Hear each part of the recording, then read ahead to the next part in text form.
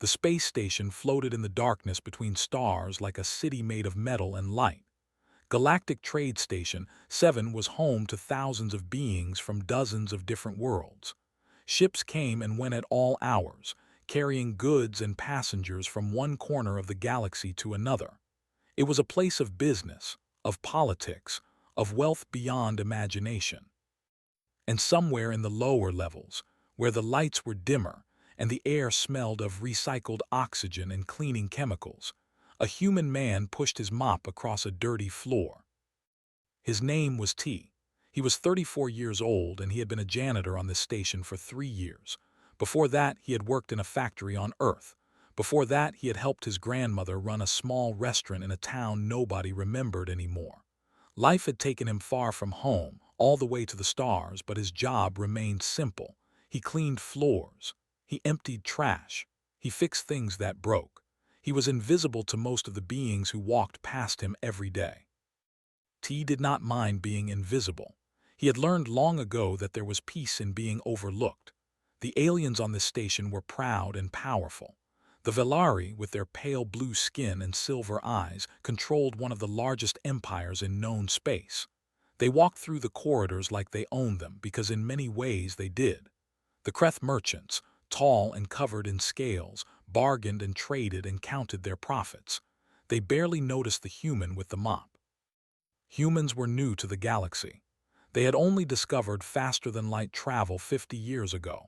In the eyes of the older species, humans were children, useful for simple work but not worthy of respect. T had accepted this. He did his job, he ate his meals, he slept in his small room, and he did not complain. It was late in the station's artificial night cycle when T found the child. He was cleaning a corridor near the waste disposal sector, a part of the station that nobody visited unless they had to. The lights here flickered sometimes, and the walls were stained with years of neglect. T was humming a song his grandmother used to sing when he noticed movement in the shadows. He stopped and looked. There, tucked into a small alcove between two broken cargo containers, was a figure. It was small, curled up with its knees pressed to its chest. T could see pale blue skin and thin arms wrapped around even thinner legs. A Velari child. T set down his mop and walked closer slowly, the way one might approach a frightened animal. The child looked up at him and T felt his heart tighten. The eyes were huge and silver, the way all Velari eyes were, but there was something in them that T recognized. Fear, hunger, loneliness. These things looked the same in any species. The child wore gray clothes that were dirty and torn. There were no markings of wealth or status. Nothing to suggest this was anything other than what it appeared to be, a lost child with nowhere to go. "Hello," T said softly. He kept his voice gentle. "Are you lost? Do you need help finding your family?" The child did not answer. Those silver eyes just stared at him, wide and uncertain. T crouched down so he was at the same level as the child. He noticed the trembling in those thin shoulders. He noticed the way the child's eyes kept drifting to his bag, the old canvas sack where he kept his personal things during his shift. Understanding came to him like a quiet wave. The child was hungry. T reached into his bag and pulled out a container. Inside was his dinner, the meal he had been saving for his break. His friend Hana worked in the station's cafeteria, and she always packed extra for him. Tonight it was rice mixed with vegetables and some spicy kimchi on the side. It was simple food, human food, but it was warm and it was real. He opened the container and held it out toward the child. The Velari child stared at the food, then at T, then back at the food.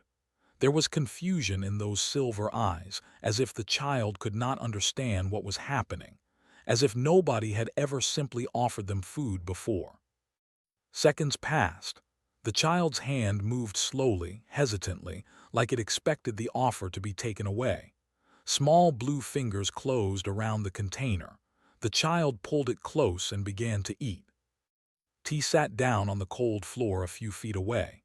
He did not speak. He did not ask questions. He simply sat there, keeping the child company while they ate.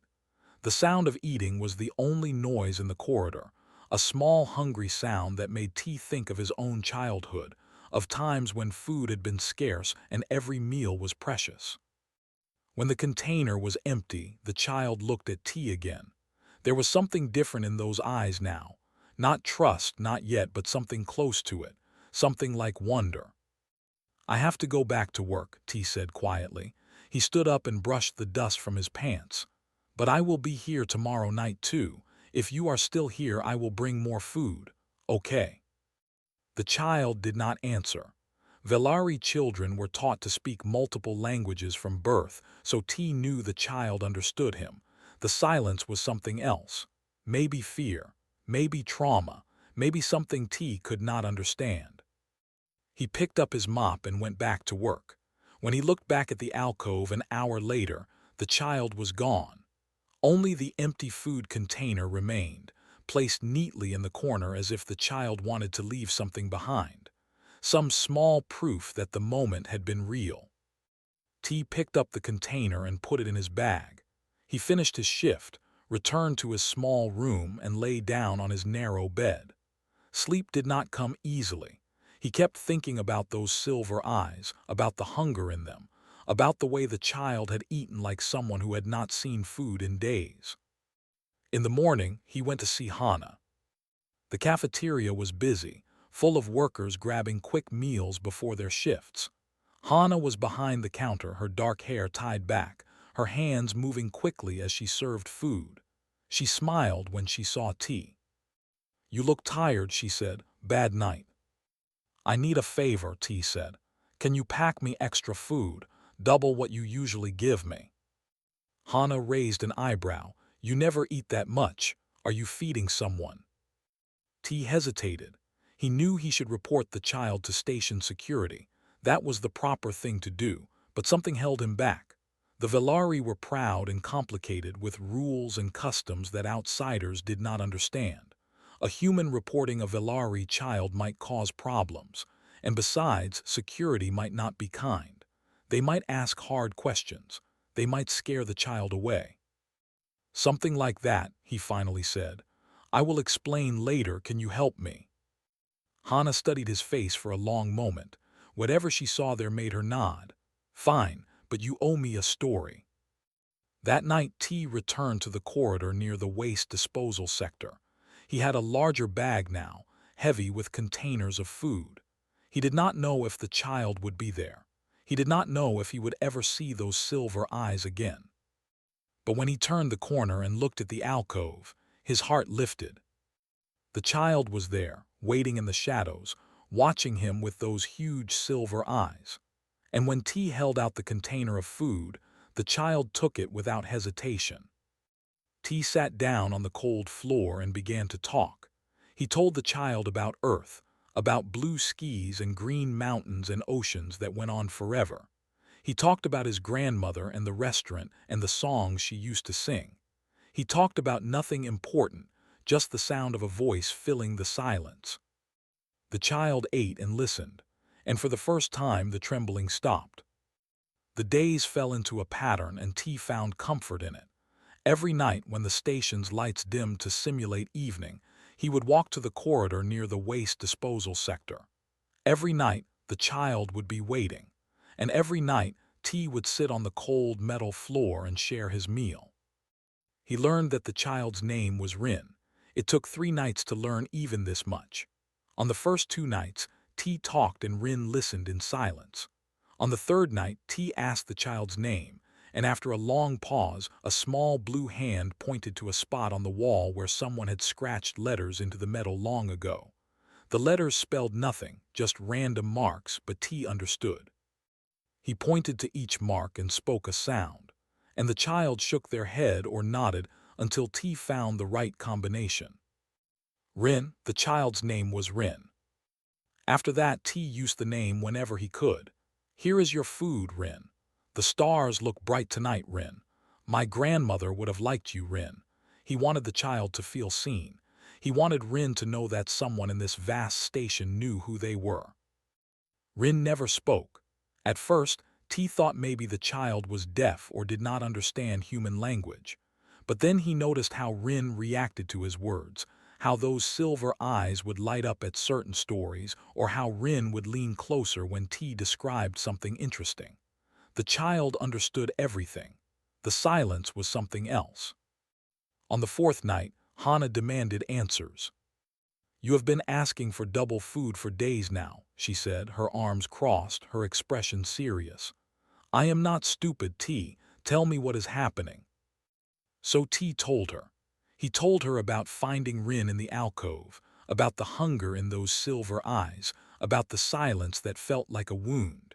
He told her that he did not know where the child came from or why they were alone, but that he could not walk away. Hana listened without interrupting. When T finished, she was quiet for a long time. Then she reached across the counter and took his hand. "You are a good man," she said. "Stupid maybe, but good." From that night on, the meals grew larger. Hana added extra portions, sometimes treats from the cafeteria that she was not supposed to give away, fruit from distant worlds, sweet bread that melted on the tongue. She never asked for anything in return. She simply helped because T was her friend, and because she understood that some things mattered more than rules. The fifth night was different. T arrived at the alcove and found Rin sitting closer to the light than before. The child's clothes were still dirty, but Rin had made an effort to comb their pale hair with fingers. When T sat down, Rin moved closer than ever before, close enough that their shoulders almost touched. T handed over the food container and watched Rin eat. The desperate speed of the first night was gone now. Rin ate slowly, savoring each bite, as if trying to make the moment last. "I used to eat like you," T said softly. "When I was young, there was a time when my grandmother and I had very little. We lived in a small house with a leaking roof, and sometimes we did not know where our next meal would come from. I remember how food tasted during those times. Every bite was precious." Rin looked up at him, silver eyes reflecting the dim corridor lights. "My grandmother taught me something important during those hard years," T continued. "She said that kindness costs nothing. It is free to give, but it is worth more than gold. She said that when you have little, you learn what really matters. And what really matters is how we treat each other." Rin set down the food container and did something unexpected. The child reached out and touched T's sleeve. Just a small touch, the brush of small blue fingers against worn fabric, but it felt like a gift. It felt like trust. T smiled. "You are welcome, Rin." They sat together in comfortable silence after that. T did not feel the need to fill every moment with words. Sometimes just being present was enough. Sometimes just sitting next to another person and letting them know they were not alone was the most important thing you could do. On the sixth night, T received a warning. His supervisor, a man named Wu, called him into the small office near the equipment storage room. Wu was older than T, with gray in his hair and lines on his face that spoke of years of hard work. He had been on the station longer than anyone else in the human sector. He knew how things worked. "Close the door," Wu said. His voice was serious. T closed the door and stood waiting. He had a bad feeling in his stomach. "I have heard rumors," Wu said. "Some of the other workers have seen you spending time in the lower corridors. They say you sit there for hours during your breaks. They say you bring food. They say you are meeting with someone." T said nothing. He kept his face calm. "T, I'm not going to ask you what you are doing. That is your business, but I need to warn you about something." Wu leaned forward, his eyes hard. "The Velari are not like us. They have rules, traditions, customs that go back thousands of years. They have ideas about who can talk to whom, about what is proper and what is insulting. A human getting involved with a Velari, especially a child, could be dangerous." "I am just helping someone who is hungry," T said quietly. "I know, and that is good, that is human." Wu sighed and rubbed his face with both hands. "But the Velari might not see it that way. They might see it as interference. They might see it as a human stepping out of his place. Do you understand what I am saying?" T understood. On this station, humans were at the bottom of the social order. They were workers, servants, cleaners. They were not supposed to involve themselves in the affairs of the great alien species. They were supposed to keep their heads down and do their jobs. "I understand," T said, "but I cannot stop." Wu stared at him for a long moment. Then slowly he nodded. "I know, I would not either if I were you. Just be careful, T, be very careful." T returned to his work, but Wu's words stayed with him. That night, he walked to the alcove with a heavy heart. He wondered if he was making a mistake. He wondered if his kindness would bring trouble not just to himself, but to Rin as well. But when he turned the corner and saw Rin waiting, all his doubts faded away. The child stood up when T approached, those silver eyes brightening with something that looked like happiness. And T realized that some things were worth the risk. The seventh night was the last night. T came to the alcove with food as always. He sat down as always. He talked about Earth, about his grandmother, about the small, beautiful things in life as always. But something felt different. Rin was restless, looking over their shoulder, jumping at small sounds. "What is wrong?" T asked. "Are you afraid of something?" Rin did not answer, but those silver eyes were filled with worry. The child ate quickly, not savoring the food like before. When the meal was done, Rin did something strange. The child took T's hand and held it tightly, squeezing as if trying to communicate something important. Then Rin let go, stood up, and ran. Just like that, without warning, the child disappeared into the dark corridors of the station. T sat alone in the alcove for a long time. He did not understand what had happened. He did not know if he would ever see Rin again. The next night he came back to the alcove, but it was empty. The night after that, the same. By the third night of absence, T felt a hollow space in his chest that would not go away. "Maybe the child found their family," Hana said, trying to comfort him.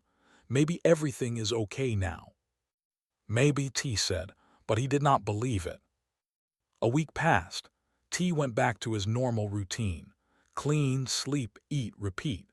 The station continued its endless cycle of commerce and politics, ships arriving and departing, aliens walking past him without seeing him. Everything was the same as before. But T was not the same. He kept looking for silver eyes in every crowd. He kept listening for small footsteps in empty corridors. He kept hoping that Rin would come back. He did not know that very soon his life would change forever. He did not know that the small acts of kindness he had shown to a lost child had set something in motion, something bigger than he could possibly imagine. The quiet week was about to end. And when it did, the whole station would tremble. The alarm started screaming at exactly midnight. T was in the middle of his shift, mopping a corridor near the human sector dormitories, when the sound cut through the air like a knife. Red lights flashed along the walls. A voice came over the station's announcement system, speaking in 3 different languages. "Attention all residents. An unscheduled arrival has been detected. All non-essential personnel are ordered to return to their quarters. This is not a drill. Repeat, this is not a drill." T set down his mop and looked around. Other workers were emerging from doorways, their faces confused and worried. In all his years on the station, T had never heard this particular alarm. It was different from the fire alarms or the emergency depressurization warnings. This was something new, something big. Hana found him in the corridor, her face pale.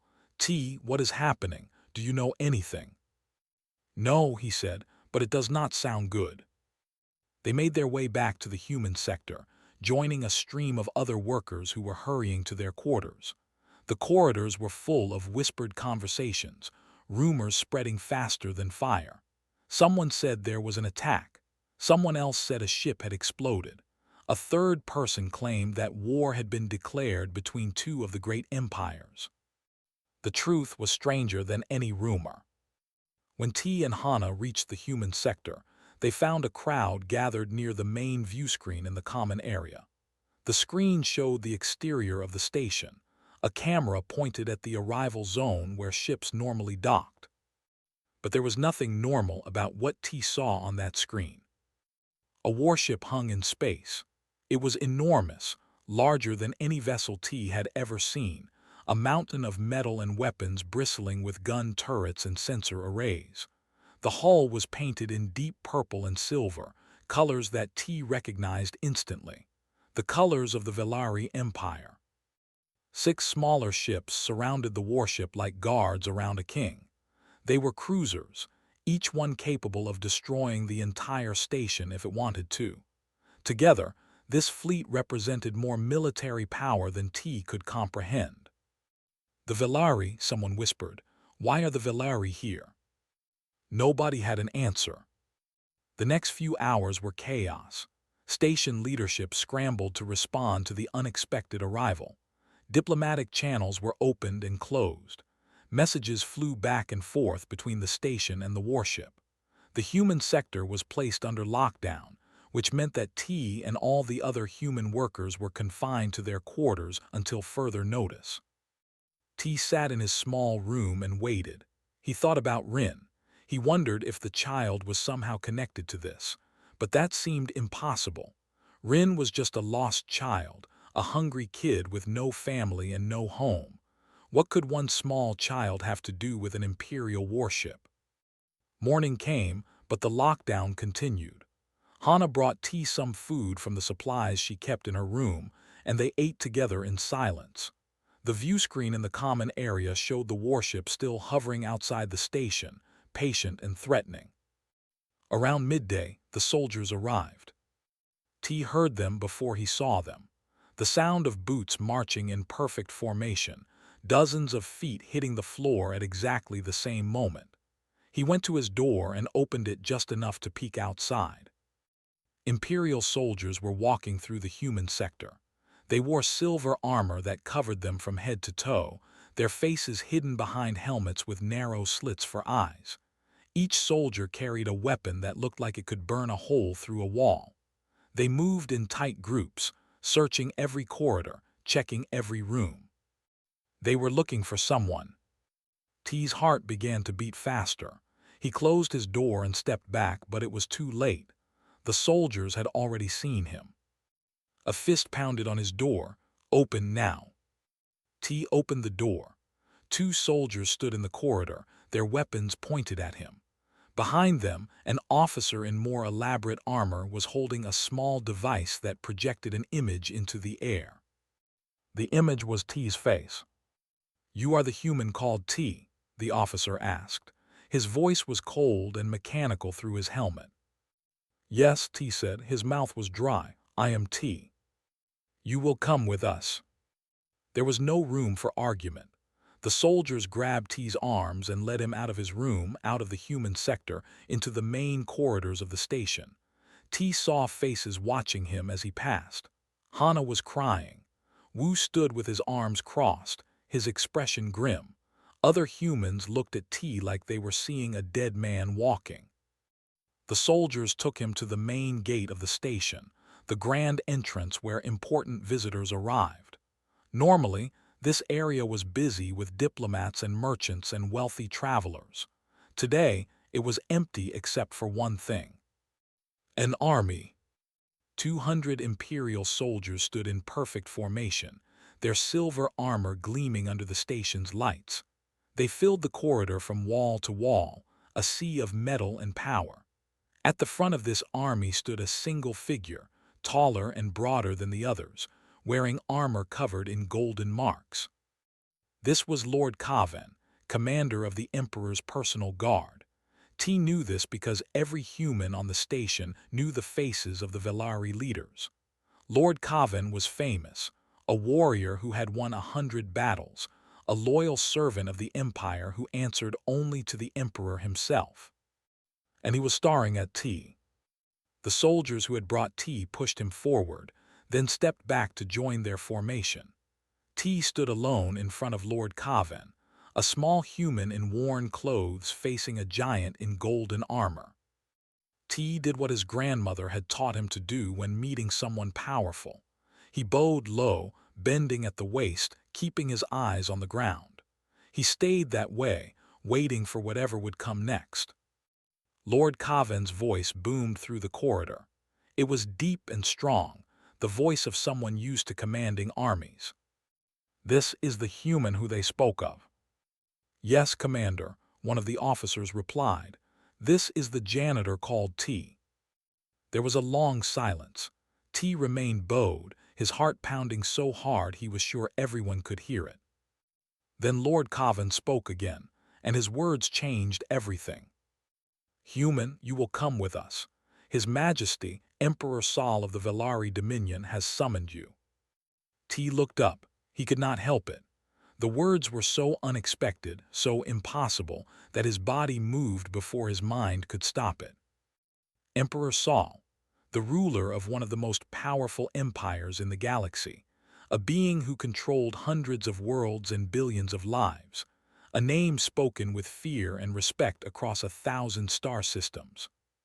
And this emperor wanted to see him, a janitor, a cleaner of floors and emptier of trash. "I do not understand," T said. His voice was barely a whisper. Lord Kavan stepped forward. Up close, he was even more terrifying, a tower of muscle and metal that could crush T without effort. But when he spoke again, his voice was different. There was something in it that T had not expected. "Curiosity." "Neither do we," Lord Kavan said. "But the Emperor has commanded and we obey. You will come with us to the Imperial vessel. You will be presented to His Majesty, and then perhaps we will all understand." T thought about running. He thought about fighting. He thought about 100 ways to escape this impossible situation. But then he thought about Rin. He thought about those silver eyes and the silence that hid some deep wound. He thought about the way the child had squeezed his hand before disappearing. Maybe this was connected. Maybe this was the answer to questions he had been afraid to ask. "I will come," T said. Lord Kavan nodded once. He turned and walked toward the gate, and the army parted before him like water before a great ship. T followed, walking through the rows of silver soldiers, feeling their eyes on him through their helmets. The gate opened, and T saw the shuttle that would take him to the warship. It was sleek and beautiful, a craft designed for royalty, not janitors. But T climbed aboard anyway because he had no choice, because this was happening whether he wanted it or not. As the shuttle lifted off and flew toward the massive warship, T looked back at the station one last time. He wondered if he would ever see it again. He wondered if he would ever mop another floor or share another meal with Hana or listen to Wu's warnings. He wondered what was waiting for him on that ship. He did not have to wonder for long. The Imperial warship was not a ship. It was a palace that flew through the stars. T stepped out of the shuttle and into a corridor that made him forget how to breathe. The walls were made of polished stone the color of midnight, shot through with veins of silver that caught the light and sparkled like frozen lightning. The floor was covered in soft carpet woven with patterns so complex that T's eyes could not follow them. Statues lined the walls, sculptures of Velari heroes and legends carved from materials T could not name. Everything was beautiful. Everything was expensive. Everything reminded T that he was a janitor who earned barely enough to eat, standing in a place built for emperors. Lord Kavan walked ahead, his boots silent on the thick carpet. 4 guards surrounded T, not touching him but making it clear that he was not free to wander. They passed through corridor after corridor, each one more magnificent than the last. They climbed stairs and crossed bridges over indoor gardens where strange flowers bloomed in impossible colors. Finally, they reached a door. It was twice as tall as T and made of something that looked like solid gold. Images were carved into its surface, scenes of battles and celebrations and ceremonies. Lord Kavan stopped before it and turned to face T. "Beyond this door is the throne room," he said. "You will enter alone. You will walk to the center of the room and stop. You will not speak unless the Emperor speaks to you first. You will not look directly at the Emperor unless he gives you permission. Do you understand? T nodded. His throat was too tight for words. Lord Coven studied him for a moment. One more thing. Whatever happens in there, do not be afraid. If the Emperor wanted you dead, you would already be dead. He wants something else. What that is, I do not know, but you are not in danger. This should have comforted T. It did not. The golden doors swung open, and T walked into the throne room. It was the largest room he had ever seen. The ceiling was so high that clouds could have formed beneath it. The walls were covered in tapestries that told the history of the Velari people, thousands of years of war and peace and expansion across the stars. Windows lined one side of the room, looking out into the darkness of space where distant stars burned like cold fires. And at the far end of the room, raised on a platform of crystal steps, sat the throne. Emperor Saul was old.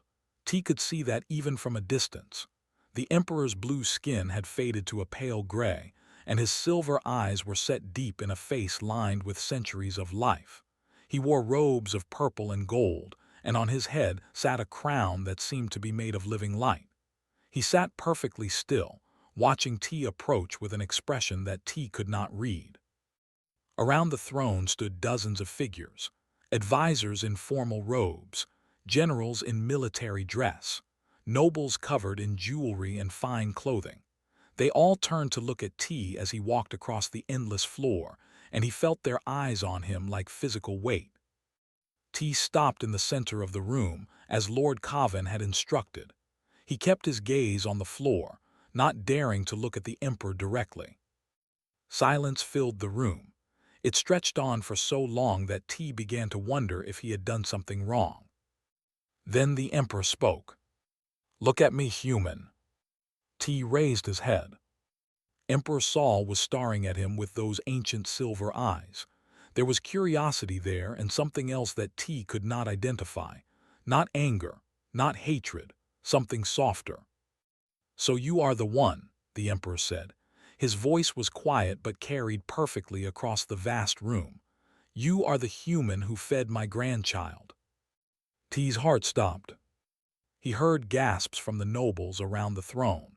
He saw the advisors exchange confused glances, but he could not look away from the Emperor's face. "I do not understand," T said. His voice came out as a whisper. The Emperor raised one ancient hand and gestured toward a side door. "Perhaps this will help you understand." The door opened, and someone walked out. T recognized those silver eyes immediately. He recognized the small frame and the pale blue skin, but everything else was different. The dirty gray clothes were gone, replaced by silk robes of imperial purple.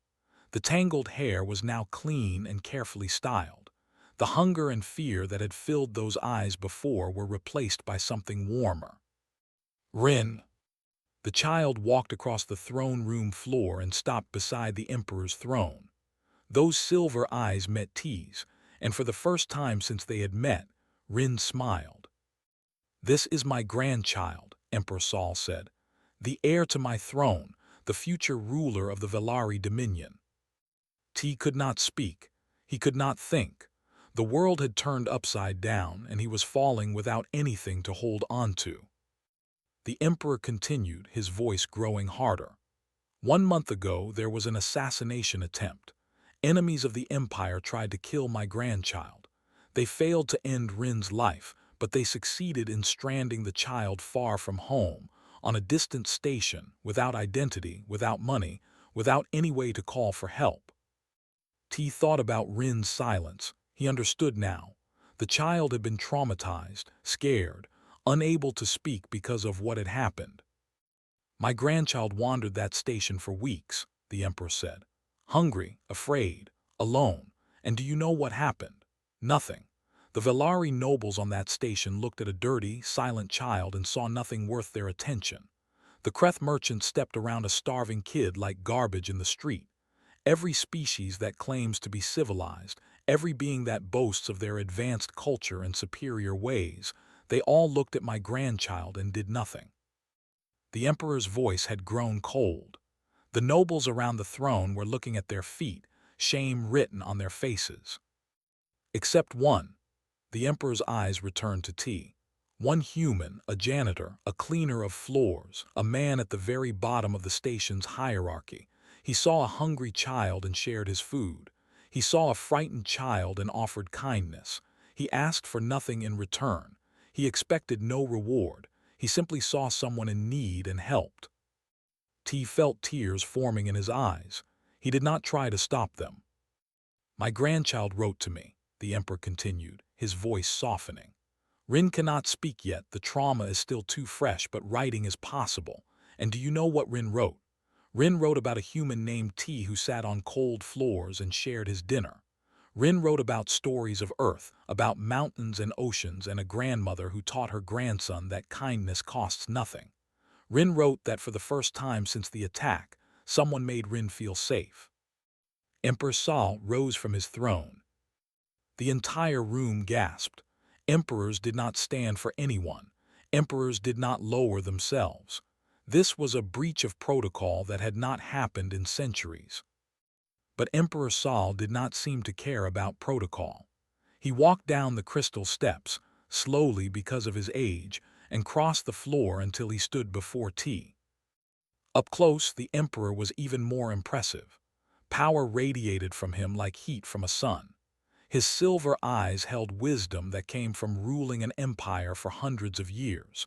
And yet, when he looked at T, there was warmth in those ancient eyes. "You are a small man from a small species," Emperor Saul said quietly.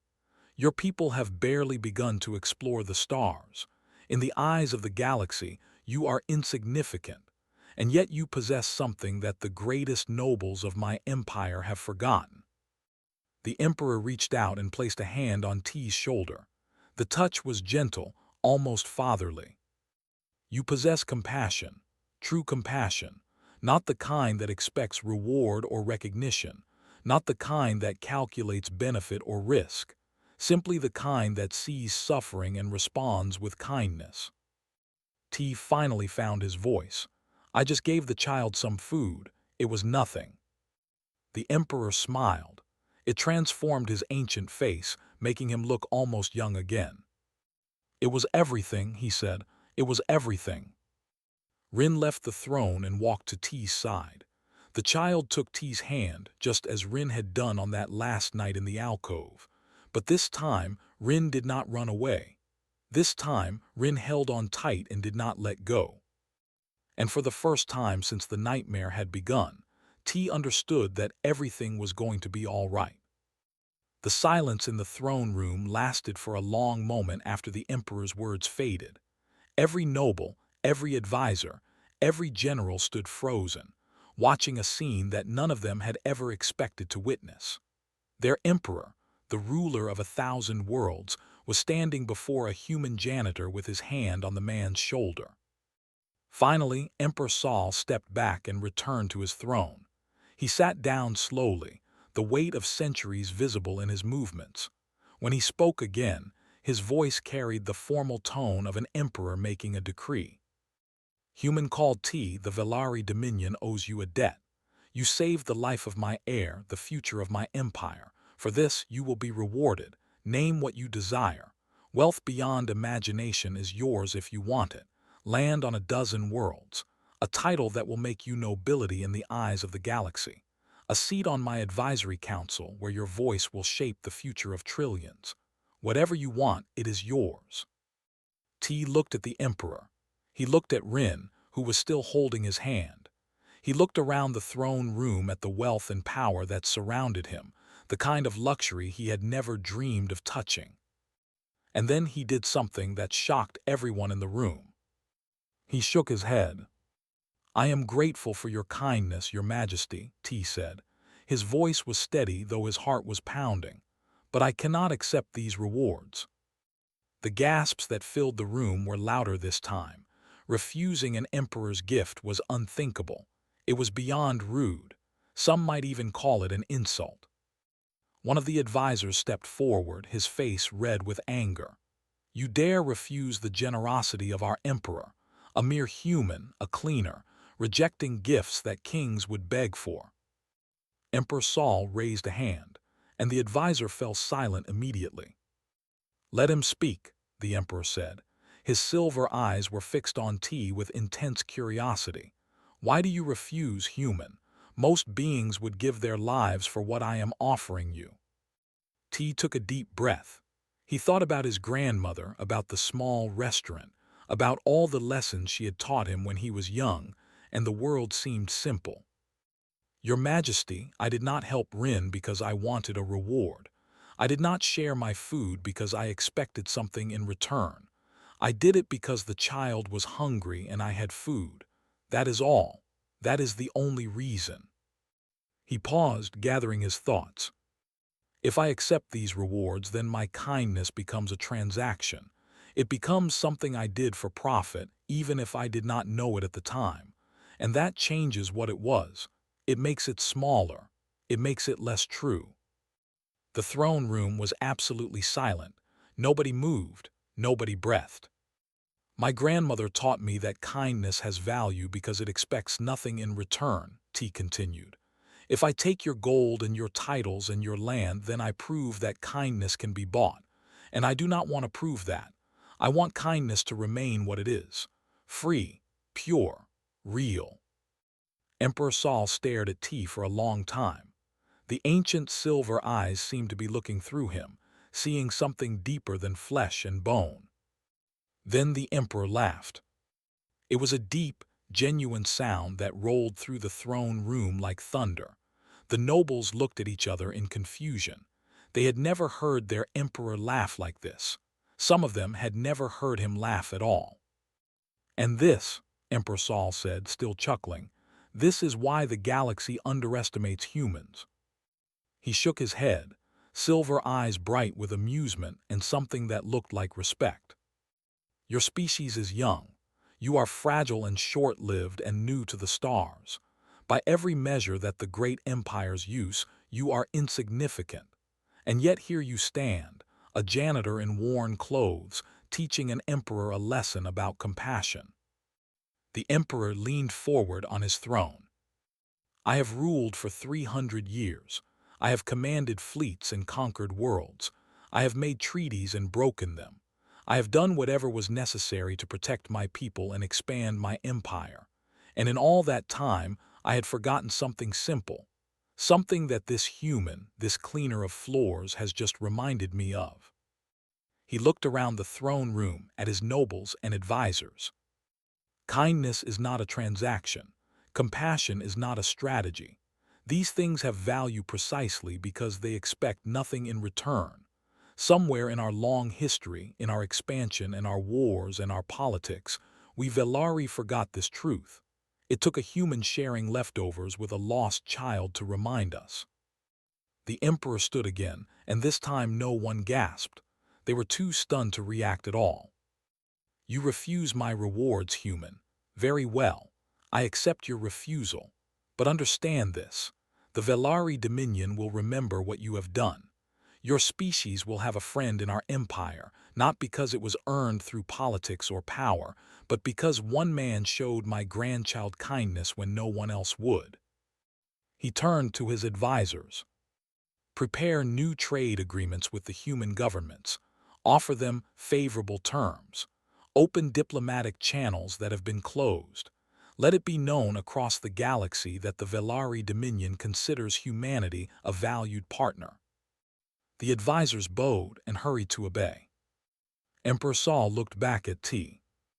"You may not want rewards for yourself, janitor, but your people will benefit from what you have done. They will have opportunities they never had before. Markets will open. Doors will unlock. And when they ask why, they will learn that it is because a single human being was kind to a child." T did not know what to say. He had never wanted any of this. He had just seen a hungry kid and shared his dinner. How had that simple act grown into something so large? Rin stepped forward. The child let go of T's hand and stood between him and the emperor, looking up at both of them. Then, for the first time since they had met, Rin spoke. The voice was soft and damaged, barely more than a whisper. The words came slowly, painfully, like each one cost tremendous effort. "Thank you, T, for seeing me." T felt tears spill down his cheeks. He did not try to wipe them away. He simply knelt down so he was at Rin's level, the same way he had knelt in that cold alcove when they first met. "I will always see you, Rin," he said. "Always." Rin smiled, that rare and precious expression, and wrapped small arms around T in a hug. And T hugged back, holding the child who had changed his life without either of them knowing it. The return to the station was quiet. Lord Kavin personally escorted T back on the royal shuttle. Before T departed the warship, the Emperor sent one final gift, one that T could not refuse, a small device that would allow Rin to send messages to T whenever the child wanted to talk. "My grandchild asked for this specifically," Lord Kavin explained. "The Emperor thought you could not refuse a request from Rin." T smiled and accepted the device. Some gifts, it seemed, were worth accepting. Back on the station, everything had changed and nothing had changed. The corridors still needed cleaning. The floors still needed mopping. T still had a job to do. But now, when the Velari nobles walked past him, they bowed. When the Kreth merchants saw him coming, they stepped aside with respect instead of indifference. Word had spread across the galaxy. This janitor was a friend of the Emperor, a man who had saved the imperial heir, a human who had turned down wealth and power for the sake of principle. Wu tried to give T a promotion. T refused. Hana tried to convince him to at least take a better room. T refused that too. He did not want things to change more than they already had. He wanted to remain who he was, a simple man who cleaned floors and tried to be kind. Some nights he still walked to the corridor near the waste disposal sector. The alcove where he had found Rin was empty now, but T did not mind. Sometimes he sat there anyway, remembering the silver eyes and the shared meals and the silence that had been full of meaning. Sometimes his communication device would buzz, and a message from Rin would appear. The child was learning to speak again, slowly, with the help of the best healers in the Empire. Each message was a little longer than the last, the words coming easier. And sometimes, late at night, when the station was quiet and the stars were bright outside the viewport, T would think about his grandmother. He would think about the small restaurant and the leaking roof and the lessons she had taught him. "Kindness costs nothing," she had said, "but it is worth more than gold." She had been right. Somewhere in the imperial palace, a child who had once been lost and hungry kept a worn food container on a shelf in their room. It was an ugly thing, a cheap plastic box that had no place among the treasures of royalty, but Rin refused to throw it away. It was a reminder, the child said, a reminder that sometimes the smallest people do the biggest things, and sometimes the greatest gift you can give is simply to see someone when everyone else looks away. T went back to his mop and his bucket. He went back to his invisible life in the lower corridors of the station, but he was not really invisible anymore. The galaxy knew his name now. And in his heart, he carried the knowledge that his grandmother had been right about everything. Kindness was never small. Kindness was never insignificant. Kindness could change the stars.